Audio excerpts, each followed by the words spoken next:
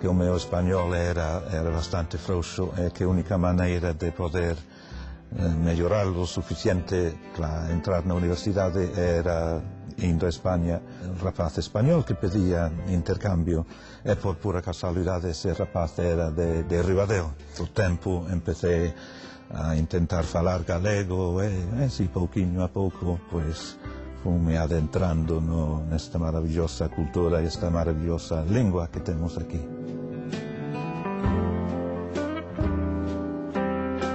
Realmente empecé de cheo nos estudos galegos cando cheguei a un acordo coa Xunta de Galicia en fundar en Oxford un centro de estudos galegos, o primeiro que se fundou agora hai casi 50, creo.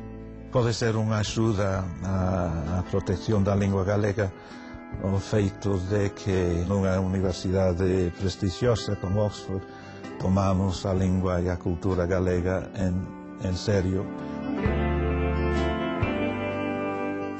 Traducimos unha gama bastante ampla de escritores galegos, sobre todo modernos e contemporáneos. Algo que eu sempre digo é que os galegos mesmos que falen o galego sempre é con orgullo, que deixen esa absurda idea de que o galego é de algún xeito inferior a outros idiomas. Non é un idioma riquísimo, tan bo, tan expresivo como outros idiomas, máis expresivo en certos aspectos. Falar galego é falalo con moito e con orgullo. Unha, dúas, tres. Ben falado. Serve para escribir e non é un bolígrafo. Un lápiz. Ves como sabes?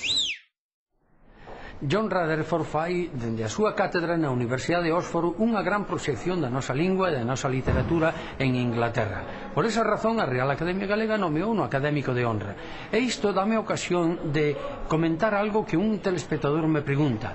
Non será moi antiga a expresión traballar pro inglés? Xa dixen unha razón, pero é posible que veña de 1386, cando o duque de Lancaster asalta Ribadavia e, controlada a capital do Ribeiro, organiza a recollida en base a exportación do viño de Ribeiro a toda Europa, convertendo este viño nun dos viños máis prezados, pero deixando en mans inglesas a maior parte do beneficio.